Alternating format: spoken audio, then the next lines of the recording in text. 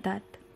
बेडकाची ही कथा ऐकणाऱ्या मनुष्याला मरेपर्यंत पैशांची कमी पडणार नाही. हे माता लक्ष्मी, ही बेडकाची कथा फक्त श्रवण करणाऱ्यांच्या आयुष्यात त्यांना कशाचीही कमी पडू देऊ नकोस आणि या चालू क्षणाला त्यांच्या भाग्यात चमत्कार कर. तथास्तु. बेडकाची ही कथा ऐकल्याने कितीही मोठ्या संकटातून सुटका नाही झाली तर बघा, कारण ही कथा संकटे तर दूर करतेच, पण या कथेमध्ये इतकी शक्ती आहे की ही कथा फक्त आयुष्यात एकदा श्रवण केल्याने गरिबी, कर्ज, चिंता, शत्रू, डिप्रेशन, वाईट शक्ती सर्व काही जाळून खाक करते. ही कथा ऐकणाऱ्या व्यक्तीचा भाग्योदय निश्चित होतो. त्यामुळे ही कथा अर्ध्यावर ऐकून सोडून देण्याची चुकी करू नका. दत्तगुरूंचा आशीर्वाद प्राप्त करण्यासाठी श्री गुरुदेव दत्त प्रेमाने टाईप करा आणि एका दत्तगुरूंच्या भक्ताला ही कथा शेअर करा, कारण भक्ती वाढवणारे भक्त दत्तगुरूंना प्रिय आहेत. मोठी इच्छा पूर्ण होण्यासाठी आजची कथा लाईक करून आपलं चॅनल सबस्क्राईब करा. तुमची कोणतीही इच्छा अपूर्ण राहणार नाही. चला तर मग या दिव्य कथेला सुरू. एका बेडकाने देवाने जगात काही लोकांना का निर्माण केले हे स्पष्ट केले. काही श्रीमंत, काही गरीब, काही आनंदी आणि काही दुःखी. तर मित्रांनो, या व्हिडिओच्या शेवटपर्यंत आपल्यासोबत राहा. आजचा व्हिडिओ खूप महत्त्वाचा आणि माहितीपूर्ण असणार आहे. एका सुंदर संध्याकाळी तलावाच्या काठावर पाण्यावर चांदणे चमकत होते आणि एक बेडूक आणि त्याची पत्नी एका मोठ्या कमळाच्या पानावर बसले होते. दोघे दिवसभर बोलत होते. तेव्हा बेडकाची पत्नी म्हणाली, माझ्या प्रिय व्यक्ती, मला एक गोष्ट समजत नाही आहे. काही लोक श्रीमंत आणि काही गरीब का असतात? काही लोक आनंदी तर काही लोक खूप दुःखी का असतात? देवाने सर्वांना सारखे का बनवले नाही? मग बेडूक त्याच्या पत्नीकडे पाहून हसला आणि म्हणाला, माझ्या प्रिये, तू खूप चांगला प्रश्न विचारला आहेस. मी त्याचे थेट उत्तर देणार नाही. मी तुला एक गोष्ट सांगेन. तुझ्या प्रश्नाचे उत्तर त्यातच आहे. मग बेडूक त्याच्या पत्नीला एक गोष्ट सांगतो. एका गावात एक कुंभार होता. तो दररोज नदी काठून एकाच प्रकारची माती आणून भांडी बनवत असे. तो त्याच मातीपासून कधी दिवा बनवत असे, कधी भांडे, कधी बासरी तर कधी खेळणी. एक दिवस खेळणे म्हणाले, हा सरासर अन्याय आहे. तू मला भांडे का बनवले नाहीस? तू मला खेळणे का बनवलेस? लोक माझ्याशी खेळतात आणि मला तोडतात. आणि भांडे तर पाणी साठवण्यासाठी वापरले जाते, त्याला आदर मिळतो. कुंभार हसला आणि म्हणाला, बेटा, प्रत्येकाची माती सारखीच असते, पण प्रत्येकाचे काम आणि उद्देश वेगळा असतो. जर प्रत्येकजण भांडे बनला तर दिवा कोण लावेल? जर प्रत्येकजण दिवा बनला तर पाणी कोणीही कशात साठवेल? बेडकाने त्याच्या पत्नीकडे पाहिले. हे बघ, देवाने सर्वांना एकाच मातीपासून बनवले आहे, पण प्रत्येकाला वेगळे काम आणि वेगळी जबाबदारी दिली आहे. हे जगाचे सौंदर्य आहे. या संदर्भात मी तुला आणखी एक महत्त्वाची गोष्ट सांगतो. ती खूप वर्षांपूर्वीची गोष्ट आहे. एक गरीब शेतकरी आणि त्याची पत्नी उंच पर्वतांमध्ये राहत होते. त्यांचे माती आणि दगडांपासून बनवलेले एक छोटे घर होते. घरासमोर काही भाजीपाल्याची शेती होती, जिथे ते बटाटे, टोमॅटो आणि कांदे लावत असत. टेकड्यांवर राहणे सोपे नव्हते. हिवाळ्यात बर्फ पडत असे आणि गरिबांना पाण्याची टंचाई भासत असे. पण तरीही ते दोघेही पहाटेपासून संध्याकाळपर्यंत कठोर परिश्रम करत असत. त्यांचं जीवन खूप सोपं होतं. ना कोणते नोकर होते, ना जमिनीचे मोठे तुकडे होते. फक्त 2 जोड कपडे होते आणि धान्याच्या काही पोत्या आणि एकमेकांची सोबत होती. त्या शेतकऱ्याचे नाव हरिदत्त होते आणि त्याच्या पत्नीचे नाव गोमती होते. दोघांचेही एक मोठे स्वप्न होते. एक मूल असावे, म्हणजेच म्हातारपणी त्यांना आधार देणारे कोणीतरी असेल. रात्री जेव्हा ते शेतातून परतायचे तेव्हा ते अनेकदा चुलीजवळ बसून बोलत असत. गोमती म्हणायची, आपल्यालाही मूल झाले असते तर किती छान झाले असते. त्याने मोठा होऊन शेतांची काळजी घेतली असती, राजाचा कर भरला असता आणि आपण दोघेही अंगणात बसून शांतपणे आपले दिवस सुखाने घालवू शकलो असतो. हरिदत्त मंद हसत असे, पण त्याच्या मनात अजूनही तीच वेदना होती. त्याला माहिती होते की ते त्या वयात पोहोचले आहेत जेव्हा मुले होणे कठीण असते, परंतु आशा अजूनही कायम होती. एके दिवशी त्यांनी नदी आणि पर्वतांच्या देवतांना प्रार्थना करण्याचा निर्णय घेतला. दुसऱ्या दिवशी सकाळी डोंगराच्या वाटेने उतरत ते नदीकाठी पोहोचले. तिथे एक लहान मंदिर होते. पानांवर तुपाचे दिवे जळत होते आणि पाण्याचा मंद आवाज ऐकू येत होता. दोघांनीही हात जोडले आणि म्हणाले, हे देवा, कृपया आम्हालाही एक मूल द्या. आम्ही गरीब आहोत पण प्रामाणिक आहोत. आमच्यावर दया करा. दिवस असेच गेले. हवामान बदलले. शेतात नवीन पिके उगवत होती. हळूहळू गोमतीला तिच्या आत काहीतरी नवीन उगवत असल्याचे जाणवले. तिचा चेहरा उजळला आणि हरिदत्तच्या डोळ्यात चमक आली. दोघांनाही देवाची कृपा वाटली. त्यांची अंतःकरणे आता आशेने भरली होती. हळूहळू 9 महिने गेले आणि एके रात्री जेव्हा आकाशात ढग जमू लागले आणि दूरवर वीज चमकू लागली तेव्हा गोमतीने एका बाळाला जन्म दिला. पण जेव्हा हरिदत्तने बाळाला पाहिले तेव्हा त्याला धक्का बसला, कारण ते मानवी बाळ नव्हते तर एक लहान बेडूक होते. बेडकाचे केस हिरवे होते, त्याचे डोळे लाल आणि चमकदार होते. ते लहान मुलासारखे रडत नव्हते तर हळूहळू हालत होते. हरिदत्त घाबरला आणि म्हणाला, हा काहीतरी वाईट शकुन आहे. देवाने आपल्यावर दया दाखवली नाही तर तो विनोद करत आहे. त्याला घराबाहेर फेकून द्या. पण गोमतीने त्याला तिच्या मांडीवर धरले. तिने जखमी बेडकाला उचलले. तिच्या डोळ्यात अश्रू होते, पण कोमलता देखील दिसत होती. ती म्हणाली, नाही, मी हे फेकून देणार नाही. देवाने आपल्याला जे काही दिलं आहे ते आपले नशीब आहे. ते कसेही दिसत असले तरी ते माझे मूल आहे. जर आपण ते फेकून दिले तर आपण देवाच्या वरदानाचा अपमान करू. भक्तांनो, हरिदत्त क्षणभर गप्प राहिला. नंतर हळूच म्हणाला, पण ते तर बेडूक आहे. तो आपल्या घरात कसा राहील? गोमती प्रेमळ स्वरात म्हणाली, हा देखील देवाचा खेळ आहे. कदाचित त्याला काही शाप किंवा काही आशीर्वादांमुळे हे रूप मिळाले असेल. वेळ आल्यावर सर्व काही बदलेल. हरिदत्तने त्याच्या पत्नीच्या डोळ्यात विश्वास पाहिला आणि तो काहीच बोलला नाही. त्याला माहीत होतं की गोमतीचे हृदय आईचे हृदय बनले आहे. त्याने शांतपणे बेडूक मातीच्या भांड्यात ठेवला आणि घराच्या एका कोपऱ्यात सुरक्षितपणे ठेवला. रात्रीची वेळ होती. बाहेर जोरदार वारा वाहत होता आणि घरात चुलीची ज्वाला चमकत होती. गोमतीने बेडूक धरला. त्याच्याकडे पाहून ती म्हणाली, आजपासून तू आमचा मुलगा आहेस. तू लहान आहेस पण आमच्या आयुष्यातील सर्वात मोठा आनंद आहेस. हरिदत्त हळूहळू त्याच्या जवळ आला आणि हळू आवाजात म्हणाला, देवाने जे काही दिले आहे त्यात चांगुलपणा आहे. हे काहीतरी विचित्र चिन्ह दिसत आहे. आणि खरंच त्याने हे बोलताच बेडकाने आपले लाल डोळे उघडले. त्याच्या डोळ्यात अशी चमक होती जणू काही त्याला त्यांच्या मनातले समजले असेल. तो हळूहळू ओरडू लागला. जणू काही त्याच्या आवाजात काहीतरी अर्थ लपलेला होता. गोमती हसली आणि म्हणाली, बघा, तो काहीतरी बोलत आहे. हरिदत्तने आश्चर्याने त्याच्याकडे पाहिले. त्या बेडकात खरोखर काहीतरी वेगळे होते. त्याचे डोळे सामान्य नव्हते. त्यात चैतन्य होते. जणू काही त्यात एखादे रहस्य लपलेले होते.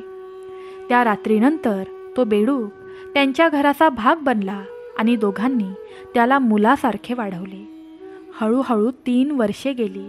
आता तो लहान बेडूक थोडा मोठा झाला होता. तो त्याच्या पालकांसोबत त्याच मातीच्या घरात राहत असे. दररोज सकाळी त्याची आई शेतात कामाला जायची आणि त्याचे वडील शेतात नांगरणी करायचे. दिवस रात्र त्याचे वृद्ध आई वडील सकाळपासून संध्याकाळपर्यंत अथक परिश्रम करत होते. त्यांचे पाय खड्ड्यांनी भरलेले होते आणि हात फोडांनी भरलेले होते, तरीही ते हसत काम करत राहिले. एके दिवशी आई थकून घरी परतली तेव्हा तो तिच्याकडे आला. त्याच्या डोळ्यात एक चमक होती आणि जणू काही तो काहीतरी मोठे करण्याचा विचार करत आहे. तो हळुवारपणे म्हणाला, आई, मी आता मोठा झालो आहे. मला तुला थोडा आराम द्यायचा आहे. तू आता शेतात इतके कष्ट करू नकोस. आई हसून म्हणाली, बेटा, तू एक लहान बेडूक आहेस. तू काय करू शकतोस? आमच्या नशिबात कठोर परिश्रम लिहिलेले आहेत. तू फक्त आमच्यासोबत कायम आनंदी राहा. मग तो म्हणाला, नाही आई, आता मी काहीतरी मोठे करेन. मी राजाच्या मुलीशी लग्न करेन. मित्रांनो, हे ऐकून आई आश्चर्याने म्हणाली, काय बोललास? राजाच्या मुलीशी लग्न? बेटा, तू मस्करी करणे बंद कर. तू एक बेडूक आहेस. राजाची मुलगी तुझ्याशी लग्न करणार नाही. ती राजवाड्यात राहणारी आहे आणि तू एक किडा आहेस, ज्याला जगाच्या दृष्टीने लोक लहान प्राणी म्हणतात. बेडूक मध्येच थांबला आणि म्हणाला, आई, मी मस्करी करत नाही आहे. मी खरं सांगतोय. राजाला 3 मुली आहेत. मी तिच्याशी लग्न करेन जी सर्वात उदार असेल, जी तुझ्यासारख्या गरिबांवर प्रेम करेल. मग त्याची आई त्याच्या बोलण्यावर हसली व म्हणाली, जा, शांतपणे जा आणि झोपून जा. तू स्वप्नात राजाच्या मुलीशी लग्न नक्कीच करू शकतोस. पण बेडूक म्हणाला, नाही आई, उद्या मी राजाच्या राजवाड्यात जाईन. तू माझ्यासाठी एक मोठी भाकरी बनव. मी ती माझ्यासोबत घेऊन जाईन आणि देवाच्या आशीर्वादाने मी तिथे माझे नशीब आजमावेन. आईने विचार केला की मुलाला आनंदी ठेवण्यात काय नुकसान आहे. दुसऱ्या दिवशी सकाळी तिने पीठ मळले, चूल पेटवली आणि मोठी भाकरी भाजली. भाकरी बनवताना ती विचार करत होती, माझा मुलगा किती विचित्र आहे. पण जर त्याच्या मनात एवढी हिंमत असेल तर देवाने काहीतरी विचार नक्कीच केला असेल. भाकरी तयार होती आणि तिने मग ती भाकरी कापडात गुंडाळली आणि म्हणाली, हे गे बेटा, तुझ्या पिशवीत ठेव. पण काळजी घे, वाटेत कोणाशीही भांडू नकोस. कोणीतरी तुला भूत समजून राजाच्या दरबारातील राखेत फेकून देईल. तेव्हा बेडूक हसला आणि म्हणाला, आई, काळजी करू नकोस. मी सामान्य बेडूक नाही. मी सर्व काही ठीक करेन. मग त्याने छोटी पिशवी खांद्यावर टाकली आणि उडी मारत मारत निघाला. डोंगराळ रस्ता थोडा अवघड होता, पण तो न थांबता पुढे चालत राहिला. त्याचे हृदय भरले होते, थोडे घाबरले होते, थोडे उत्साहित होते. तो विचार करत राहिला, देवाची इच्छा असेल तर आज माझे नशीब बदलेल. बऱ्याच वेळानंतर तो राजाच्या भव्य राजवाड्याच्या दाराशी पोहोचला. तिथे उंच सोनेरी खांब, उंच पायऱ्या आणि पहारेकऱ्यांची लांब रांग होती. बेडूक दाराशी गेला आणि मोठ्याने ओरडला, महाराज, महाराज, दार उघडा. मी तुम्हाला भेटायला आलो आहे. पहारेकऱ्यांना आश्चर्य वाटले की अशी विचित्र गोष्ट कोण बोलत असेल. त्यांनी आजूबाजूला पाहिले तेव्हा त्यांच्यासमोर एक बेडूक होता. त्याच्या खांद्यावर एक पिशवी होती. एक सैनिक हसत हसत आत गेला आणि ओरडला, महाराज, बाहेर एक बेडूक उभा आहे. तो तुम्हाला भेटू इच्छितो असे म्हणत आहे. हे ऐकून राजा आश्चर्यचकित झाला. त्याला वाटलं की हे काही जादूचे मंत्र असेल किंवा देवाचा संदेश असेल. त्याने रक्षकांना सांगितलं की जा आणि प्रथम बेडकावर धूप शिंपडा. जर तो भूत असेल तर तो पळून जाईल. जर तो खरा दूत असेल तर तो तिथेच राहील. सैनिकांनीही तसेच केले. त्यांनी बेडकावर धूप शिंपडला. बेडकाने हसून म्हटले, धन्यवाद. आता मला आज जाऊ द्या. मी भूत नाही, पण राजाला भेटायला आलो आहे. राजा स्वतः दाराशी आला आणि म्हणाला, बेडूक देवा, तू कोण आहेस आणि तू इथे का आला आहेस? बेडकाने अतिशय विनम्रतेने म्हटले, महाराज, मी देव नाही, मी फक्त एक साधा बेडूक आहे. पण मला तुमच्या 3 मुलींपैकी एकीशी लग्न करायचे आहे. मला सर्वात दयाळू मुलीशी लग्न करायचे आहे. राजा आणि दरबारातील लोक हसून हसून उठले. राजा म्हणाला, तू काय म्हणालास? बेडूक असल्याने तू राजाच्या मुलीशी लग्न करशील? तुझी काय स्थिती आहे? तुला कोणीही त्यांच्या अंगणात येऊही देणार नाही. राजाचे म्हणणे ऐकून बेडूक गप्प राहिला. तो म्हणाला, जर तुम्ही माझे ऐकले नाही तर मी जोरात हसायला लागेन. राजा हसून म्हणाला, ठीक आहे, मग तू हसून काय करशील? पण बेडकाने तोंड उघडताच एक भयानक गर्जना झाली. राजवाड्याच्या भिंती थरथरू लागल्या. आवाजाबरोबर धूळ पसरू लागली. जमीन थरथरली. हे पाहून सैनिक घाबरले. दरबारी धावू लागले. राजा घाबरला. त्याचा आवाज थरथर कापू लागला. राजा म्हणू लागला, थांबा बेडूक देव, थांबा. तुमच्या हास्य थांबवा. बघा, आजूबाजूला किती मोठे चमत्कार घडत आहेत.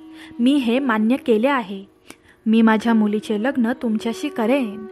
भक्तांनो, बेडूक लगेच शांत झाला आणि राजवाडा पुन्हा होता तसा शांत झाला. राजाचा चेहरा फिकट पडला. त्याने विचार केला, हा सामान्य बेडूक नाही, हा एक चमत्कार आहे. अशा प्रकारे एका गरीब शेतकऱ्याचा मुलगा बेडूक राजवाड्यात बराच चर्चेचा विषय बनला होता. लोक म्हणाले, हा सामान्य प्राणी नाही, ही देवाची एक गूढ देणगी आहे. जेव्हा राजाने भीतीने ग्रासला तेव्हा तो हो म्हणाला. तेव्हा भीतीने त्याचे डोळे झाकले गेले. तो त्याच्या मुलींपैकी बेडकाने कोणाशी लग्न करावे हे देखील ठरवू शकत नव्हता. त्याने त्याच्या मोठ्या मुलीला बोलावले. ती सुंदर होती, पण तिला तिच्या स्वतःच्या सौंदर्याचा खूप अभिमान होता. राजा म्हणाला, मुली, एक बेडूक आला आहे. त्याने एक चमत्कार केला आहे. जर आपण त्याला नकार दिला तर राजवाडा पुन्हा हादरवेल. तर तू त्याच्याशी लग्न कर. राजकन्येने घृणेने तिचा चेहरा बनवला. तुम्ही काय म्हणालात बाबा? मी बेडकाशी लग्न करू? अहो, तो ओला, कुरूप आणि भीतीदायक आहे. मी कधीच हे मान्य करू शकणार नाही. राजाने एक दीर्घ श्वास घेतला आणि म्हणाला, मुली, हा सामान्य बेडूक नाही. त्याच्याकडे दैवी शक्ती आहेत. जर तू नकार दिलास तर आपण सर्वजण अडचणीत येऊ. राजकन्येने सक्तीमुळे होकार दिला, पण तिच्या मनातून दिला नव्हता. दुसऱ्या दिवशी बेडूक दरबारात आला आणि आदराने म्हणाला, महाराज, मला तुमच्या मुलीला माझ्या घरी घेऊन जायचे आहे. राजाने त्याच्या मोठ्या मुलीला निरोप देऊन पाठवले आणि त्यांना 2 घोडे दिले, एक राजकुमारीसाठी आणि एक हुंड्याच्या सामानासाठी. घोड्यावर शांतपणे बसलेली राजकन्या स्वतःशी म्हणाली, मी बघेन की हा बेडूक माझ्यासोबत किती काळ पती म्हणून राहू शकेल. रस्ता लांब होता. बेडूक पुढे उडी मारत होता आणि राजकन्या घोड्यावरून मागून येत होती. वाटेत बेडूक म्हणाला, राजकुमारी प्रिये, तू थकली आहेस का? तू थोडा वेळ विश्रांती का घेत नाहीस? मग राजकन्या तिरस्काराने म्हणाली, गप्प रहा, मी तुझे का ऐकू? तू माझ्यासारखा नाहीस. थोड्या वेळाने तिने तिच्या कपड्यांच्या पिशवींमधून एक दगड काढला. तिने स्वतःशी विचार केला, मी त्याला इथेच दगडाने का संपवू नये? तिने तो दगड बेडकावर मोठ्या ताकदीने फेकला, पण चमत्कारिकरित्या तो दगड त्याच्या जवळ पडला, पण त्याचा बेडकाला स्पर्शही झाला नाही. बेडूक तिथेच शांतपणे उभा राहिला आणि हसत राहिला. राजकन्येने दुसरा दगड उचलला, पण यावेळी तिचा हात वळला. बेडूक शांत आवाजात म्हणाला, राजकुमारी, एकत्र राहणे आपल्या नशिबात नाही, तू परत जा. राजकन्येचा चेहरा लज्जेने भरला होता. ती वळून राजवाड्यात परतली. जेव्हा राजाने पाहिले की त्याची मोठी मुलगी परत आली आहे, तेव्हा तो रागाने म्हणाला, मुली, तू का आली आहेस? तुला माहीत नाही का? मग राजकन्या म्हणाली, बाबा, तो बेडूक खूप हुशार आहे, मी त्याच्यासोबत राहू शकत नाही. राजाला त्याच्या दुसऱ्या मुलीला बोलवण्यास भाग पाडले गेले. ती पूर्वीपेक्षा थोडी कमी गर्विष्ठ होती, पण तिच्या मनातही अहंकार होताच. ती म्हणाली, ठीक आहे, मी जाऊन प्रयत्न करेन, पण जर त्याने मला त्रास दिला तर मी सुद्धा परत येईन. भक्तांनो, दुसऱ्या दिवशी तीही बेडकासोबत निघून गेली. वाटेत बेडूक म्हणाला, अगं राजकुमारी, हळू चाल, रस्ता अवघड आहे. राजकुमारी हसत म्हणाली, मी एका बेडकाचा सल्ला का घेऊ? तू तुझे बघ, मी माझे बघेन. मित्रांनो, काही वेळाने तिनेही खिशातून एक मोठा दगड काढला आणि बेडकावर फेकला. पण तेच घडले जे आधी घडले होते. दगड त्याच्या जवळ पडला, पण त्याला लागलाच नाही. हे पाहून बेडूक हसला आणि म्हणाला, राजकुमारी, तू देखील घरी परत जा. आपण एकत्र राहणे हे आपले भाग्य नाही. राजकुमारीचा चेहरा लगेच लाल झाला. ती वळली आणि रागाने तिच्या वडिलांच्या राजवाड्यात परतली. राजा खूप काळजीत पडला. त्याने विचार केला, आता मी काय करावे? बेडूक पुन्हा इथे येऊन रागवेल. मग त्याने त्याच्या धाकट्या मुलीला बोलावले. ही मुलगी इतर दोघींपेक्षा पूर्णपणे वेगळी होती. ती नम्र आणि दयाळू होती. राजा म्हणाला, मुली, आता सर्व आशा तुझ्यावर आहेत. जर तू नकार दिलास तर हा बेडूक आणखी एक चमत्कार करेल आणि संपूर्ण राज्य संकटात येईल.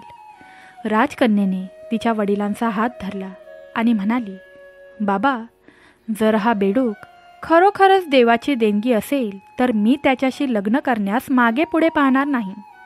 कदाचित देवाने आपल्याला या रूपात आशीर्वाद दिला असेल. राजाच्या डोळ्यात अश्रू आले. त्याने आपल्या मुलीला मिठी मारली आणि म्हणाला, देव तुला खूप आशीर्वाद देवो. तू या राजवाड्याचा खरा अभिमान आहेस. राजकन्या समाधानी झाली. ती मनापासून बेडकासोबत चालू लागली. वाटेत बेडूक म्हणाला, राजकुमारी, रस्ता लांब आहे, तू थकली असशील, थोडी विश्रांती घे. राजकुमारी हसली आणि म्हणाली, काळजी करू नकोस. मला अंतरापेक्षा माझ्या वडिलांच्या सुखाची जास्त काळजी वाटते. बेडकाने डोके टेकवले आणि म्हणाला, तुमच्या शब्दात प्रेम आहे, तेच खरे सौंदर्य आहे. अशा प्रकारे दोघेही पुढे सरकले. डोंगराळ मार्ग ओलांडत, गावकऱ्यांचे बोलणे ऐकत ते एका नवीन जीवनाकडे वाटचाल करत होते. राजकुमारीला कोणतीही भीती नव्हती. फक्त हा बेडूक सामान्य जीव नाही असा तिला विश्वास होता. आता बेडूक आणि राजकुमारीचे जीवन सुरू झाले होते.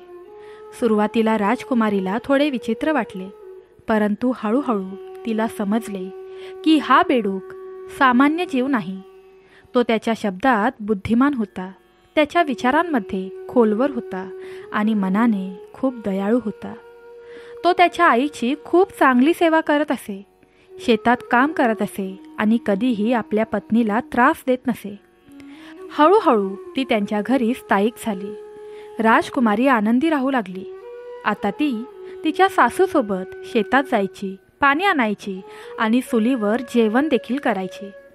गावकरी तिला पाहून म्हणायचे, राजकुमारी, तू राजकुमारी असूनही खूप साधी आहेस. ती हसून म्हणायची, देवाने मला दिलेले जीवन माझे भाग्य आहे. बेडूक प्रत्येक गोष्टीत तिला मदत करायचा. जेव्हा शेताची सीमा तुटायची तेव्हा तो त्याच्या लहान गाड्यांसह माती गोळा करायचा. जेव्हा विहिरीतून पाणी काढायचे असे तेव्हा तो दोरीला बांधून बादली बाहेर काढायचा. राजकुमारीने त्याच्याकडे पाहून विचार केला, हा साधा प्राणी नाही, यात काहीतरी गूढ आहे. पण तिने कधीही काहीच विचारलं नाही, कारण तिच्या पतीवर गूढ विश्वास होता. वेळ हळूहळू पुढे सरकत होता. एके दिवशी गावाच्या चौकात घोषणा झाली की घोडदौड मेळा पुढील महिन्यात भरणार आहे. हा मेळा दरवर्षी भरत असे आणि परिसरातील लोक त्यांच्या घोड्यांसह मेळ्यात सहभागी होण्यासाठी येत असत. विजेत्याला सोन्याचा हार आणि सोन्याचे नाणे मिळत असे. त्याला खूप आदर दिला जात असे. लोक अनेक महिने आधीच तयारी करत असत. बेडकाची आई म्हणाली, यावेळी मी देखील घोडदौड बघायला जाईन, तूही ये बेटा. मग बेडूक हसून म्हणाला, आई तू जा, मी घरीच राहीन, माझं तिथे काय काम आहे. आईने खूप आग्रह केला पण तो मान्य झाला नाही. राजकुमारीनेही विचारले, तू आमच्यासोबत येणार नाहीस का? बेडूक शांत आवाजात म्हणाला, नाही प्रिये, तू जा, मी इथेच राहून देवाकडे तुझ्या सुरक्षिततेसाठी प्रार्थना करेन. राजकुमारी आणि तिची सासू जत्रेत गेल्या. तिथे मोठा उत्सव होता. रंगीबिरंगी झेंडे, ढोल, दुकानांच्या रांगा, लोक हसत होते आणि खेळत होते. घोड्यांच्या सुरांच्या आवाजाने जमीन गुंजत होती. घोडदौड सुरू होताच गर्दीने हिरवा झगा घातलेला एक देखणा तरुण त्याच्या घोड्याकडे येताना दिसला. त्याचा चेहरा तेजाने चमकलेला होता. त्याचा रेशमी झगा सोन्याने नक्षीदार होता आणि त्याच्या घोड्याची काठी लाल मोत्यांनी सजवलेली होती. त्याची चाल ढगात चालल्यासारखी वाटत होती.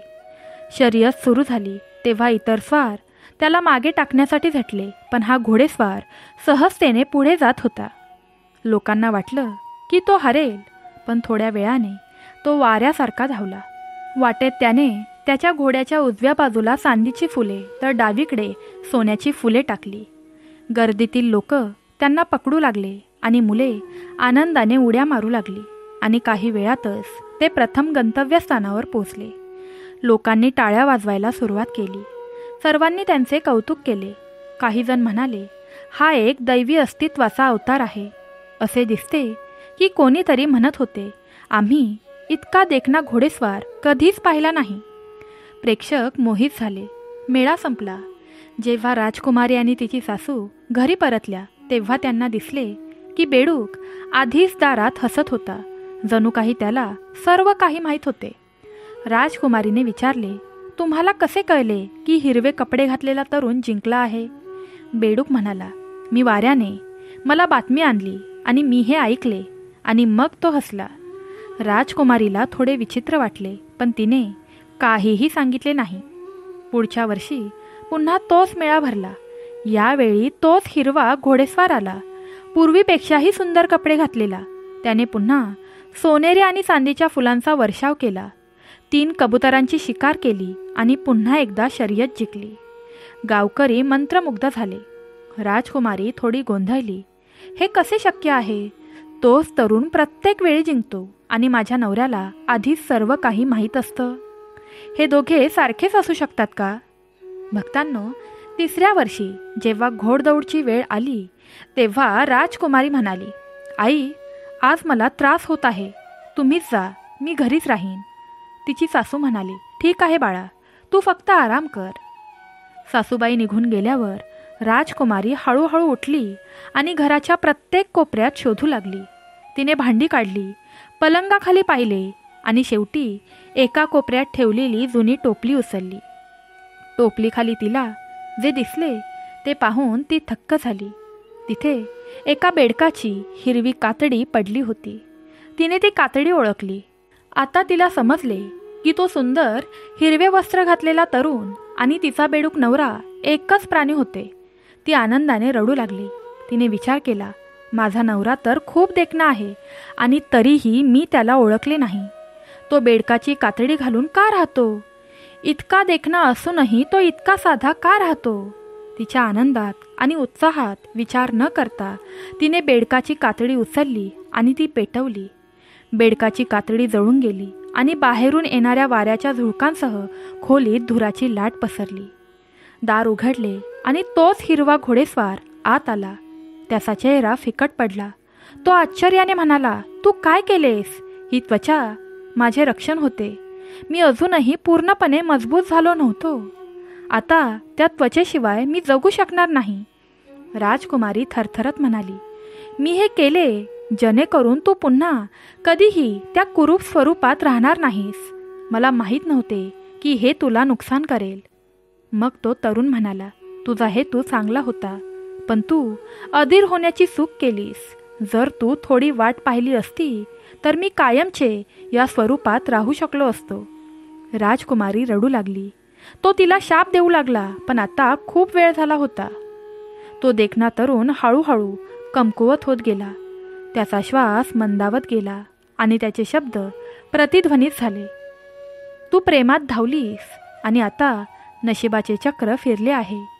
खोलीत शांतता पसरली. आग विझली होती, पण तिच्या राखेतून अजूनही धूर येत होता. जणू काही एका न सुटलेल्या गूढतेचा शेवटचा अवशेष. खोली धुराने भरली होती आणि बेडकाच्या जळलेल्या कातडीची दुर्गंधी हवेत तरंगत होती. तोच देखणा हिरवा माणूस दारातून आत आला. त्याच्या चेहऱ्यावरील तेज कमी झाले होते आणि त्याच्या डोळ्यात खोल दुःख होते. तो हळूहळू पुढे सरकला आणि त्याची कातडी जळलेल्या राखेकडे पाहिले. मग तो खाली बसला आणि जड आवाजात म्हणाला, तू खूप मोठे नुकसान केले आहेस माझ्या प्रिये. तू माझ्याकडून एक मौल्यवान जीवन हिरावून घेतले आहेस. राजकुमारी म्हणाली, मी हे तुझ्यासाठीच केले. मला कधीच नको होते की तू पुन्हा या दृष्टभूमीत पडावे, तुझ्या कुरूप स्वरूपात असावे. मला वाटले की तुला आता त्याची गरज नाही म्हणून मी ते जाळले. मग त्या तरुणाने एक दीर्घ श्वास घेतला. नाही, तुला समजणार नाही. ही त्वचा माझी तुरुंग नव्हती, ती माझी शक्ती होती. मी पूर्णपणे सत्यवादी होईपर्यंत तिने मला जिवंत ठेवले. आता त्याशिवाय मी या पृथ्वीवर जास्त काळ जगू शकत नाही. राजकुमारीचे अश्रू आता थांबत नव्हते. नाही, असे म्हणू नकोस. यावर उपाय असलाच पाहिजे. तो हसला. हास्य खूप शांत होते, पण त्यामागे एक अव्यक्त वेदना दडलेली होती. तो म्हणाला, ऐका, आता तुला सत्य कळले आहे तर मी तुला सर्व काही सांगून टाकतो. मी फक्त एक सामान्य माणूस नाही, मी पृथ्वी मातेचा पुत्र आहे. देवाने मला मानवांचे दुःख कमी करण्यासाठी या जगात पाठवले आहे. मी एका सामान्य कुटुंबात जन्मलो, जेणेकरून मला गरिबी, कष्ट आणि भूक काय आहे हे समजेल. तो हळू बोलला आणि राजकन्येने त्याचे प्रत्येक शब्द लक्षपूर्वक ऐकले. तो म्हणाला, देवाने मला 3 महान कार्ये पूर्ण करण्यासाठी पाठवले आहे.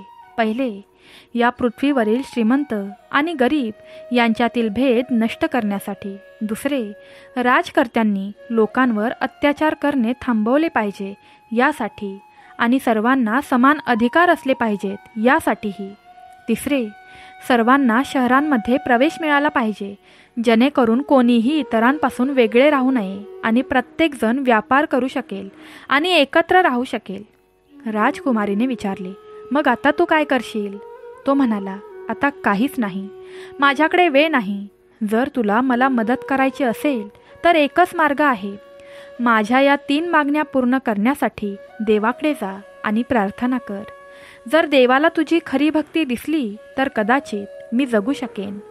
राजकुमारीने लगेच म्हटले, मी आता जाईनच.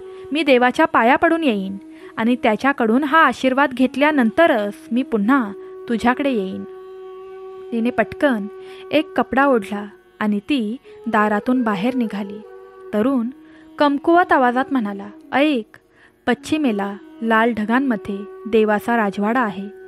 तो खूप दूर आहे, पण माझा घोडा वाऱ्यापेक्षा वेगाने धावतो. तू त्याला घेऊन जा, तो तुला तिथे पोचवेल. राजकुमारीने मान डोलावली व बाहेर जाताच तिला तिथे घोडा दिसला. घोडा वाऱ्यासारखा धावला. राजकुमारीचा पदर फडफडत होता, तिचे केस विस्कटत होते, पण तिच्या चेहऱ्यावर एकच भाव होता, प्रार्थनेचा संकल्प. ती पर्वत, नद्या, जंगले आणि ढगांमधून जात होती. शेवटी दूरच्या आकाशात एक लाल दिवा चमकला. तो देवाचा राजवाडा होता. ढगांवर विसावलेला तो राजवाडा सोन्यासारखा चमकत होता. तिथे पोचल्यावर राजकन्या तिच्या घोड्यावरून उतरली आणि देवाच्या चरणी डोके टेकवले. ती रडत म्हणाली, हे प्रभू, माझा पती पृथ्वी मातेचा पुत्र आहे. तो माझ्या लोकांच्या भल्यासाठी या जगात आला होता. त्याने कोणाचेही नुकसान केले नाही. तो सर्वांचे कल्याण करू इच्छित होता. कृपया त्याचे अपूर्ण काम पूर्ण करा, गरिबी दूर करा आणि अन्याय संपवा. आणि मग प्रभू शांत आवाजात म्हणाले, मुली, तुझी प्रार्थना खरी आहे आणि तुझे अश्रू शुद्ध आहेत. म्हणूनच मी तुझ्या शब्दांवर विश्वास ठेवतो. पण लक्षात ठेव, सूर्योदयापूर्वी तू ही बातमी संपूर्ण गावात पसरवली पाहिजेस. जर लोकांना कळले नाही तर सर्व काही व्यर्थ जाईल आणि तुझा नवरा पुन्हा कधीही जगणार नाही. राजकन्येने हात जोडून म्हटले, मी वचन देते प्रभू, मी सूर्योदयापूर्वी सर्वांना हे सांगेन. परमेश्वराने तिला आशीर्वाद दिला. राजकन्या ताबडतोब तिच्या घोड्यावर बसली आणि वाऱ्यासारखी धावत निघाली. प्रवास लांब होता, पण तिच्या पतीला वाचवण्यासाठी तिच्या आत आग होती. तिचा घोडा ढगांना छेदत पुढे जात राहिला. कधी गारपीट होत होती, कधी वाऱ्याचा एक झोत सुटत होता, पण ती थांबली नाही. ती थकली नाही. तिच्या मनात फक्त एकच गोष्ट होती, सूर्योदयापूर्वी मला माझ्या लोकांना ही बातमी सांगावी लागेल, नाहीतर माझा नवरा कायमचा हरवून जाईल. तिच्या डोळ्यातून अश्रू वाहत होते, पण त्यात भीती नव्हती, फक्त प्रेम होते. ते प्रेम जे जीव देऊनही मरत नाही. आणि तिथे तिच्या घरात तोच हिरवा तरुण जमिनीवर पडला होता. त्याचा श्वास आता मंदावला होता. त्याची आई त्याच्या पलंगावर बसली होती, परंतु राजकुमारी तिच्या पतीच्या श्वासाशी लढत होती, काळाशी लढत होती. तरुणाचे डोळे आपल्या पत्नीची वाट पाहत होते. देवाने दिलेले वरदान आता तिची सर्वात मोठी परीक्षा बनली होती. जर सूर्याच्या उदयापूर्वी तिने या 3 गोष्टी प्रत्येक घरात पसरवल्या असत्या, गरिबी निर्मूलन, अन्याय संपवणे आणि रस्ते बांधणे, तर तिचा नवरा वाचला असता, नाहीतर तो कायमचा निघून गेला असता. घोडा वाऱ्यासारखा धावत राहिला. राजकुमारी धावत राहिली. ती सारखे देवाचे नाव घेत होती. हे प्रभू, मला ताकद दे. माझ्या पतीला माझ्यापासून हिरावून घेऊ नकोस. ती आता तिच्या राज्याच्या सीमेवर पोहोचली होती. तिला तिच्या वडिलांच्या राजवाड्याजवळून जावे लागणार होते. ती मनात म्हणाली, मी थांबणार नाही. वडिलांशी बोलायची आता ही वेळ नाही. मला फक्त हा संदेश पसरवायचा आहे. पण नशिबाने काहीतरी वेगळेच ठेवले होते. तिचे वडील राजा राजवाड्याच्या दाराशीच उभे होते. जेव्हा राजाने आपल्या मुलीला पाहिले, तेव्हा तो आश्चर्यचकित झाला. तो म्हणाला, मुली, इतक्या रात्री तू कुठून आलीस? राजकुमारी घोड्याचा लगाम घट्ट करत म्हणाली, बाबा, मला घाई आहे. मी तुम्हाला नंतर सांगेन. मला देवाचा संदेश सर्वांना सांगायचा आहे. राजा गंभीर झाला आणि म्हणाला, माझ्या प्रिय मुली, मी राजा आहे. आधी मला देवाने काय म्हटले आहे ते सांग.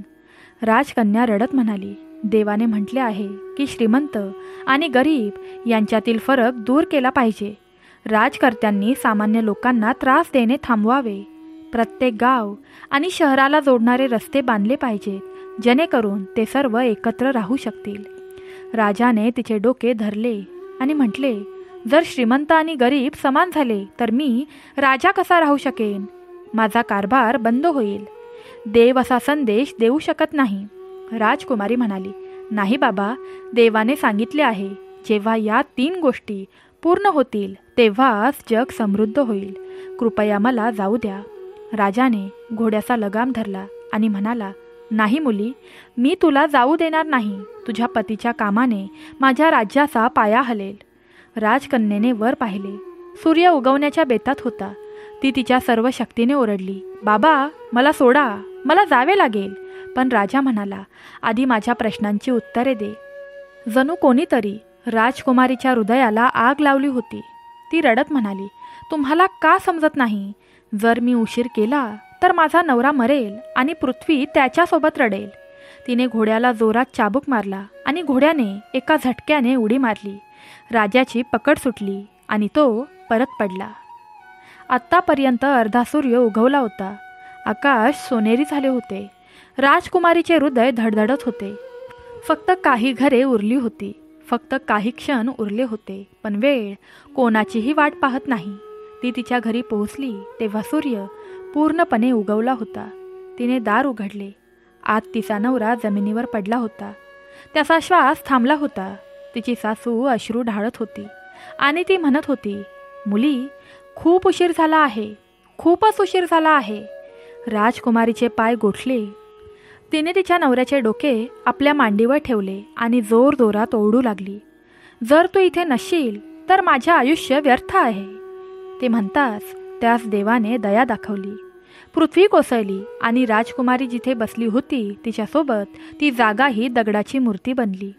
आजही त्या जागेवर एक दगडी आकृती आहे, ज्यामध्ये तिच्या पतीबद्दल प्रेम आहे, जे प्रेम कधीच मरत नाही, जी अजूनही तिच्या पतीसाठी प्रार्थना करत आहे. तिच्या डोळ्यातून अश्रू पडत नाही, पण जेव्हा दव पडतो तेव्हा असे वाटते की ती अजूनही रडत आहे. पृथ्वीवरील प्रत्येक सजीवासाठी, मानवतेसाठी, प्रेमासाठी आणि मित्रांच्या अमरतत्वासाठी. शेवटी बेडूक आपल्या पत्नीला सांगतो, प्रिये, देवाने कोणाशीही भेदभाव केलेला नाही. त्याने फक्त वेगवेगळ्या जबाबदाऱ्या दिल्या आहेत, परंतु मानव स्वतःला तोलू लागतो. हे दुःखाचे मूळ आहे. बेडकाने त्याच्या पत्नीला 5 गोष्टी समजून घेण्यास सांगितले. पहिला भाग, प्रत्येकजण कोणत्या ना कोणत्या कामासाठी बनलेला असतो. कोणाकडेही जमिनीचा वरचा भाग नसतो. दुसरा भाग म्हणजे स्वतःची तुलना कोणाशीही करू नका. स्वतःची तुलना इतरांशी केल्याने दुःख वाढते, पण तुमच्या कामावर प्रेम केल्याने आनंद वाढतो. तिसरा भाग म्हणजे कठोर परिश्रम करा, पण तक्रार करू नका. तुम्ही जितके जास्त काम कराल तितके तुमचे जीवन चांगले होईल. चौथा भाग म्हणजे इतरांना मदत करा. जेव्हा आपण इतरांचे भले करतो तेव्हा देव आपला मार्ग सोपा करतो. पाचवा भाग म्हणजे कृतज्ञ राहा. तुमच्याकडे जे आहे त्याबद्दल कृतज्ञ राहा आणि जे तुमच्याकडे नाही त्याबद्दलही कृतज्ञ राहा. बेडकाच्या पत्नीचे डोळे चमकले. ती म्हणाली, आता मला समजले. देवाने सर्वांना मातीसारखेच बनवले आहे. देवाने सर्वांना मातीपासूनच बनवले आहे. कोणी दिवा, कोणी भांडे, कोणी खेळणे. जर प्रत्येकाने त्यांचे काम प्रामाणिकपणे केले तर थोडे चांगले होईल. तलावात चंद्र चमकू लागला आणि दोन्ही बेडूक शांतपणे त्याच्याकडे पाहत राहिले. जणू देवाने स्वतः हसून म्हटले आहे की सर्व माझी मुले आहेत, फक्त माझी भूमिका प्रेमाने बजावा. तर भक्तांनो, तुम्हाला ही कथा कशी वाटली ते आम्हाला कमेंटमध्ये सांगा. तसेच आजची कथा तुम्हाला आवडली असेल तर कमेंट बॉक्समध्ये स्वामी समर्थ आईचा आणि दत्तगुरू महाराजांचा जयघोष करायला विसरू नका. आपण पुढच्या व्हिडिओमध्ये भेटू अशाच एका चर्चेसह. जय श्रीकृष्ण. राधे राधे. स्वामी समर्थ आई, दत्तगुरू महाराज आणि राधा राणी तुमच्या सर्व इच्छा पूर्ण करतील. मरेपर्यंत तुमच्यावर संकट येऊ देणार नाहीत आणि वर्षभर तुमच्यावर सुखसमृद्धीचा वर्षाव करतील.